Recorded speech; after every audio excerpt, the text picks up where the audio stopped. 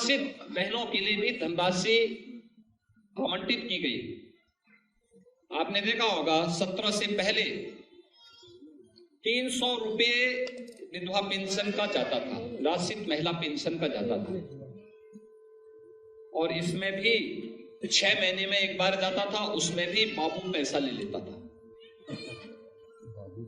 प्रधानमंत्री जी ने digital India की बात की, आज इसका कितना लाभ हो रहा है। हर गरीब का खाता भी खुल गया और डीबीटी के माध्यम से पैसा उसके अकाउंट में जाने लग गया। आज ये धनराशि हमने 300 से 500, 500 से अब 1000 रुपया कर दिया। 1000 रुपये की जा रहा है 32 लाख से अधिक, यानी इसमें से 17 लाख से अधिक लाभार्थी तो नए हैं। इन सभी को अब यह राशि जा रही है और 150 करोड़ रुपए आज उन बहनों के अकाउंट में भी यहां से हस्तांतरित की गई है जिन्हें इस योजना का लाभ मिला।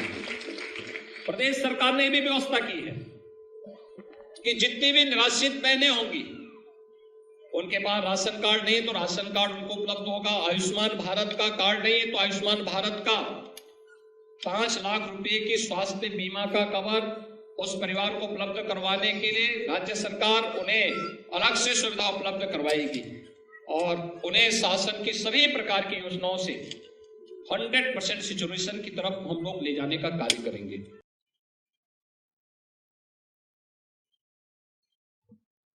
रक्षाबंधन के पावन दिवस पर आयोजित आज के इस कार्यक्रम में मंच पर उपस्थित प्रदेश सरकार में वरिष्ठ मंत्री महिला कल्याण और बाल विकास एवं पोषाहार विभाग श्रीमती बेबी रानी मौर्य जी, विभाग की राज्य मंत्री श्रीमती प्रतिभा शुक्ला जी, प्रदेश के मुख्य सचिव श्री दुर्गा शंकर मिश्र जी, प्रदेश के कृषि उत्पादन आयुक्त श्री मनोज कुमार सिंह जी, प्रमुख सचिव महिला एवं बाल विकास श्रीमती वीना कुमारी मीना जी, सचिव महिला एवं बाल विकास विभाग श्रीमती अनामिका सिंह जी, विभाग के सभी अधिकारीगण और उपस्थित प्रदेश भर से आए हुए सभी बहनें और प्यारे बच्चों, आज रक्षाबंधन का पावन पर्व है। इस अवसर पर प्रदेश भर के सभी बहनों को मैं रक्षाबंधन की हृदय से बधाई देता हूं, अपनी शुभकामनाएं देता हूं। आप सबके लिए आज के दिन प्रदेश सरकार ने कल सायंकाल रात्रि 12 बजे से लेकर के 31 अगस्त रात्रि 12 बजे तक उत्तर प्रदेश परिवहन निगम की बसेज में और नगरीय क्षेत्र में सिटी बस की सेवा में फ्री यात्रा की सुविधा दी है। आप सब इसका लाभ लेंगे, ये मुझे पूरा विश्वास है। आज का दिन बहुत महत्वपूर्ण है, खासतौर पर प्रधानमंत्री मोदी जी के बेटी बचाओ बेटी पढ़ाओ के कार्यक्रम को एक नई ऊंचाइयों की ओर ले जाने के लिए। हमारा भारतीय समाज प्राचीन काल से ही मातृ वंदना को, उनके प्रति सम्मान के भाव को प्राथमिकता देता रहा है और यही कारण रहा है हर उस वस्तु को सम्मान की निगाह से समाज ने आगे बढ़ाने का कार्य किया जिसमें मातृत्व का गुण हो और हर एक पक्ष को उस दृष्टि से आगे बढ़ाया भी है। स्वाभाविक रूप से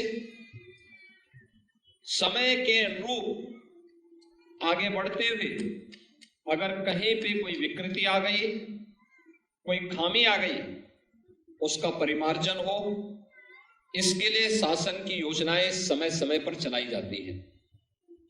और डबल इंजन की जो सरकार है,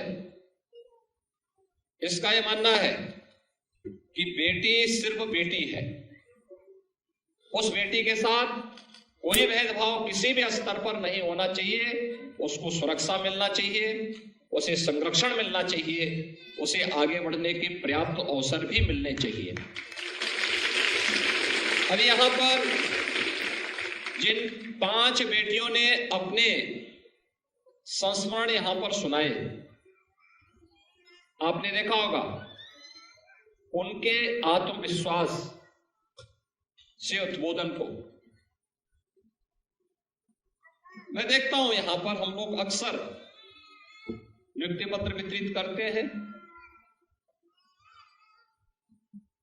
विभिन्न बोर्ड की परीक्षा में मेरिट सूची में आए हुए बालक बालिकाओं को सम्मानित करते हैं। और मैं उस अवसर पर इस बात को देखता हूं, बोर्ड की परीक्षा हो या प्रतियोगी परीक्षाएं, जब बिना भेदभाव के परिणाम आने लग गए तो बेटियां ज्यादा स्थान प्राप्त करती है, मेरिट सूची में उनका नंबर ज्यादा आता है। और उन 5 बेटियों ने आज जो यहां पर अपने उद्बोधन को अपने संवाद के माध्यम से अपनी बात को यहां पे रखा और उनका जो आत्मविश्वास झलक रहा था, इस बात को प्रदर्शित करता है कि सरकार की जो योजना है वो सफलतापूर्वक आगे बढ़ रही है।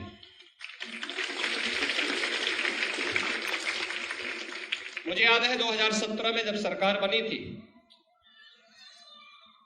तब प्रदेश के अंदर मैं इस बात को देखता था कि बेसिक शिक्षा परिषद के ज्यादातर स्कूलों में जो बच्चियां स्कूल जाती थी, उन सभी सरकारी स्कूलों में जाने वाली ज्यादातर बालिकाओं को नंगे पैर स्कूल जाना होता था, क्योंकि बेटी सबसे पहले अन्याय घर में ही उसके साथ अन्याय शुरू होता है, जब बेटी और बेटे के बीच में अंतर महसूस होने लगता है। और जो अभिभावक इस प्रकार का कार्य करते हैं, वे न केवल परिवार में बल्कि समाज के साथ भी अन्याय करते हैं।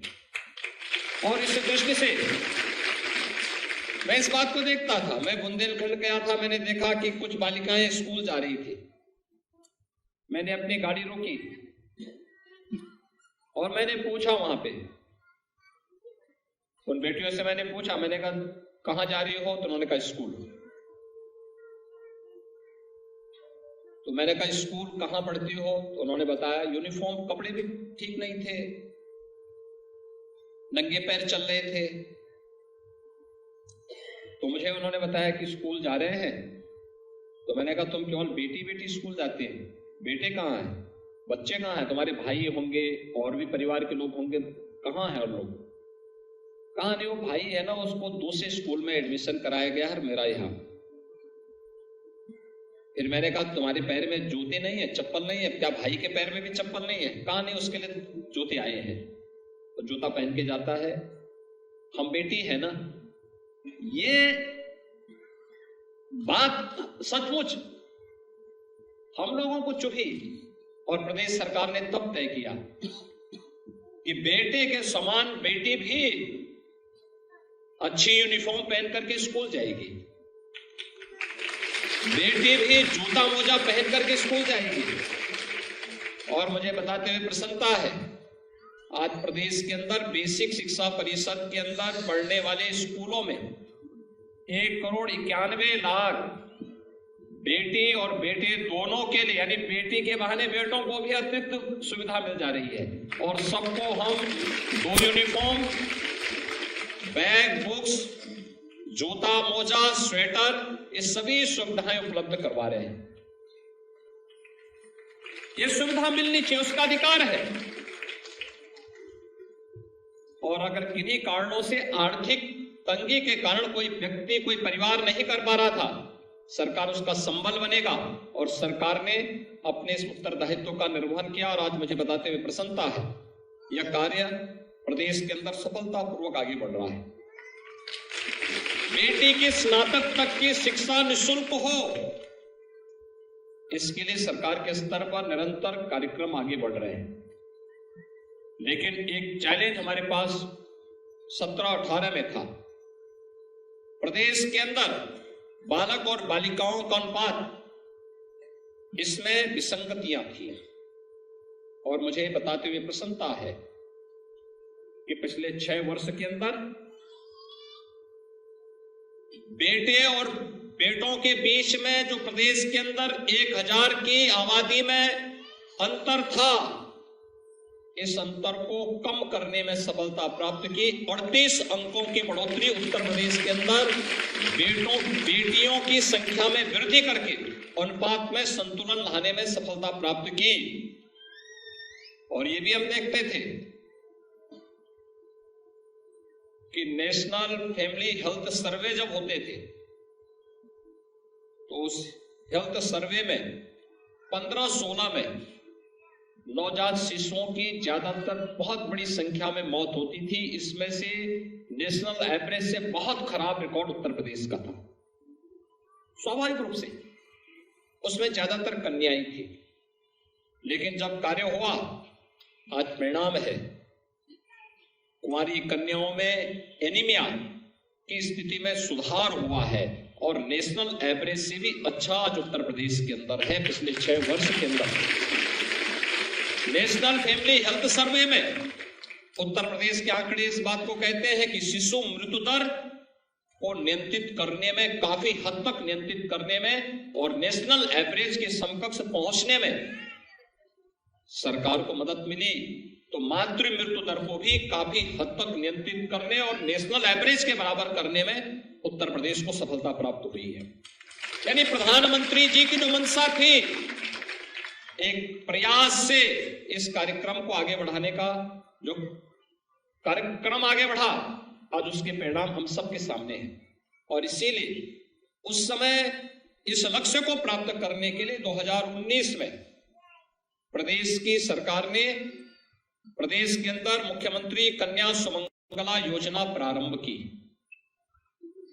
कन्या सुमंगला योजना में बेटी के जन्म लेते ही 2000 की राशि बेटी के नाम पर, यानी परिवार में बेटी जन्म ले, अब कोई इस संबंध में उलाहना न दे, प्रताड़ना न हो, वह बेटी घर की लक्ष्मी के रूप में मान्यता प्राप्त हो, इसके लिए 2000 की राशि उसके पास पहुंच जाए।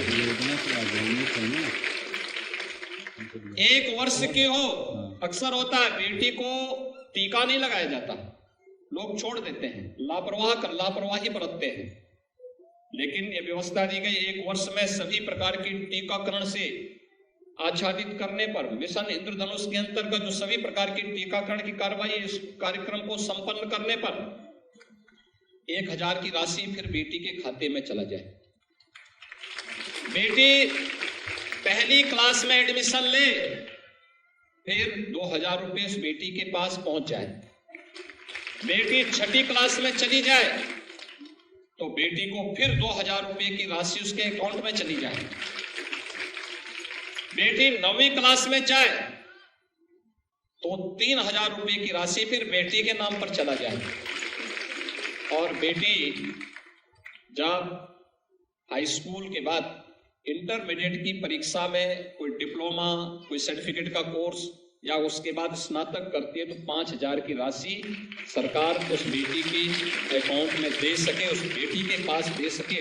इसके लिए मुख्यमंत्री कन्या सुमंगला की योजना हम लोगों ने प्रदेश के अंदर लागू की।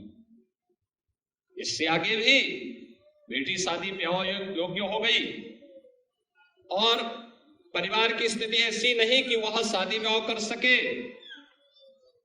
दहेज दे सके। मुख्यमंत्री सामूहिक विवाह योजना में 51,000 रुपए की राशि बेटी के विवाह के लिए राज्य सरकार उपलब्ध करवाती है और अब तक 2 लाख से अधिक बेटियों की शादी इस योजना से संपन्न हो चुकी है। मुझे बताते हुए प्रसन्नता है, आज की जो योजना यहाँ पर जारी की जा रही है, इस योजना के अंतर्गत प्रदेश के अंदर अब तक प्रदेश ने 14 लाख से अधिक बेटियों को इस योजना से लाभान्वित किया है और इस योजना में इस वित्तीय वर्ष में प्रदेश के अंदर हम लोगों ने प्रदेश के अंदर इस योजना के अंतर्गत 23-24 में हम लोगों ने इस योजना से अब तक 1,17,000 बालिकाओं को 23-24 में ही इस योजना से अतिरिक्त आच्छादित किया है और जिसमें से नए सर्वे के अनुसार अब 29,523 बालिकाओं को आज धनराशि उनके अकाउंट में दिया गया, यानी कुल मिलाकर 16,24,000 बेटियां अब इस योजना से लाभान्वित हो रही हैं।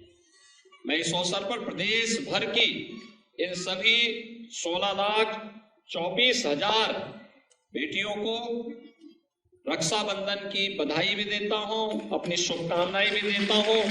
वे निरंतर प्रगति के पथ पर आगे बढ़ करके स्वावलंबन के मार्ग का अनुसरण करते हुए आत्मविश्वास से भरपूर होकर के सरकार उनका संबल बनेगी, उन्हें हर प्रकार का मदद करेगी। इस दृष्टि से आज मैं यहाँ पे स्वयं आया हूं, लेकिन मैं आज सबको इस बात के लिए भी आश्वस्त करता हूं कि अभी तक हम 15,000 रुपए बेटी को कन्या सुमंगला योजना के अंतर्गत उपलब्ध करवा रहे हैं। और इस योजना के अंतर्गत जो मैंने आपको बताया कि इस योजना में हम लोग अलग अलग चरणों में 2,000, 1,000, 2,000, 2,000, 3,000 और 5,000 6 चरणों में इस धनराशि को दे रहे थे, यानी बेटी को 15,000 का एक पैकेज दे रहे थे। लेकिन अगले वित्तीय वर्ष में 24-25 में हम इस राशि को 15,000 से बढ़ा के 25,000 रुपया करेंगे, जिससे बेटी के खाते में यह राशि जाए और इसके तहत बेटी के जन्म लेते ही 5,000 रुपया उस बेटी के नाम पर चला जाए। बेटी 1 वर्ष की होगी तो 2,000 रुपए की राशि, पहली क्लास में जाएगी 3,000 रुपये, छठी क्लास में जाएगी 3,000 रुपये, 9वीं क्लास में जाएगी 5,000 रुपये और स्नातक में या डिप्लोमा या सर्टिफिकेट का कोई कोर्स करेगी तो 7,000 रुपये, कुल 25,000 रुपये की राशि बेटी के लिए इन अलग अलग योजनाओं में आच्छादित करने के लिए राज्य सरकार उपलब्ध करवाएगी। ये प्रदेश की सभी बेटियों के लिए रक्षाबंधन का एक उपहार राज्य सरकार के स्तर पर आज डबल इंजन की सरकार उपलब्ध करवाने जा रही है। बहुत सारी योजनाएं हैं जिन योजनाओं के माध्यम से प्रदेश के अंदर महिला सशक्तिकरण के लक्ष्य को प्राप्त करने के लिए केंद्र और राज्य सरकारें कार्य कर रही हैं। इन योजनाओं में आपने देखा होगा, पहले गांव में राशन कोटे की दुकानों का विवाद होता था, अक्सर मारपीट होती थी। कहीं कोई विवाद हुआ तो हमने कहा भी देखो इसमें बहुत अनावश्यक कोई विवाद पालने की आवश्यकता नहीं, गांव की महिला स्वयंसेवी समूह को एक कोटा सौंप दो, अपने आप कोटा चलाएंगे, जिससे एक सारा विवाद अपने आप समाप्त हो जाएगा। आपने देखा होगा बहुत अच्छा कार्य वहां पर महिलाएं कर रही हैं। पहले कुपोषित बालिकाओं के लिए, बच्चों के लिए, महिलाओं के लिए पहले जो पोषाहार की योजना थी, इस पोषाहार की योजना में व्यापक धांधली और भ्रष्टाचार की शिकायतें आती थी। और आज मुझे बताते हुए प्रसन्नता है कि प्रदेश के अंदर महिला स्वयंसेवी समूह ने जब से इस दायित्व को अपने ऊपर लिया है तब से सफलतापूर्वक इस कार्यक्रम को वे आगे कर रही है और पोषाहार की योजना ईमानदारी पूर्वक आगे बढ़ाने का कार्य उनके माध्यम से हो रही है। प्रदेश के अंदर पहले मेरे पास एक बात और आती थी कि साहब हमारे गांव में बैंक खुल जाता, हमारे क्षेत्र में बैंक खुल जाता। कोरोना कालखंड में हमारी सरकार ने एक योजना चलाई बैंकिंग कॉरेस्पॉन्डेंट सखी का। 56,000 बहनें आज के दिन पर बैंकिंग कॉरेस्पॉन्डेंट सखी के रूप में प्रदेश भर में काम कर रही हैं और बैंक का लेन देन गांव के अंदर ही वे कर रही है और उसमें से 25,000 रुपए से लेकर 1.5 लाख रुपए तक वे बहनें प्रति माह कमा भी रही हैं। प्रदेश के अंदर अन्य तमाम क्षेत्रों में इन बेटियों ने, इन बहनों ने एक नया स्थान बनाया है और आज इसीलिए रक्षाबंधन का यह अवसर इन सभी बेटियों के लिए, इन सभी बहनों के लिए उनके सम्मान का अवसर बने, इस दृष्टि से आज का एक कार्यक्रम यहां पर किया गया है। मैं इस अवसर पर आप सबका हृदय से स्वागत करता हूं, अभिनंदन करता हूं। आज के इस कार्यक्रम में प्रदेश के अंदर उन निराश्रित बहनों के लिए भी धनराशि आवंटित की गई। आपने देखा होगा 17 से पहले 300 रुपए विधवा पेंशन का जाता था, निराश्रित महिला पेंशन का जाता था और इसमें भी 6 महीने में एक बार जाता था, उसमें भी बाबू पैसा ले लेता था। प्रधानमंत्री जी ने डिजिटल इंडिया की बात की, आज इसका कितना लाभ हो रहा है। हर गरीब का खाता भी खुल गया और डीबीटी के माध्यम से पैसा उसके अकाउंट में जाने लग गया। आज ये धनराशि हमने 300 से 500, 500 से अब 1,000 रुपया कर दिया। 1,000 रुपये की जा रहा है 32 लाख से अधिक, यानी इसमें से 17 लाख से अधिक लाभार्थी तो नए हैं। इन सभी को अब यह राशि जा रही है और 150 करोड़ रुपए आज उन बहनों के अकाउंट में भी यहां से हस्तांतरित की गई है जिन्हें इस योजना का लाभ मिला। प्रदेश सरकार ने भी व्यवस्था की है कि जितनी भी निराश्रित बहनें होंगी, उनके पास राशन कार्ड नहीं है तो राशन कार्ड उनको उपलब्ध होगा। आयुष्मान भारत का कार्ड नहीं है तो आयुष्मान भारत का 5 लाख रुपए की स्वास्थ्य बीमा का कवर उस परिवार को उपलब्ध करवाने के लिए राज्य सरकार उन्हें अलग से सुविधा उपलब्ध करवाएगी और उन्हें शासन की सभी प्रकार की योजनाओं से 100% सिचुएशन की तरफ हम लोग ले जाने का कार्य करेंगे। आज के इस अवसर पर मुझे बहुत अच्छा लगा कि रक्षाबंधन का इससे अच्छा अवसर नहीं हो सकता कि वे बेटियां आकर के यहां पर इस आयोजन के साथ जुड़े और उन्होंने आज के अवसर पर, आज के दिन आपने कार्यक्रम के लिए समय निकाला। ये मेरे लिए बहुत महत्वपूर्ण है, राज्य सरकार के लिए महत्वपूर्ण है, क्योंकि आज तो हर व्यक्ति अपने अपनी व्यस्तता रखता है और व्यस्तता के बीच में आपने यहाँ समय निकाला। मैं इसके लिए हृदय से आपका अभिनंदन करता हूं और ईश्वर से प्रार्थना करता हूं कि आप सब विकास के पथ पर अग्रसर होकर के राज्य के विकास में भागीदार बने। राज्य सरकार और केंद्र सरकार की डबल इंजन की जो सरकार है, यह प्रदेश के अंदर महिला सशक्तिकरण के लिए, उनके सम्मान, उनके स्वाभिमान और उनके आत्मनिर्भरता के लिए पूरी प्रतिबद्धता के साथ कार्य करेगी। आप सबके प्रति मेरी शुभकामनाएं। धन्यवाद। जय हिंद।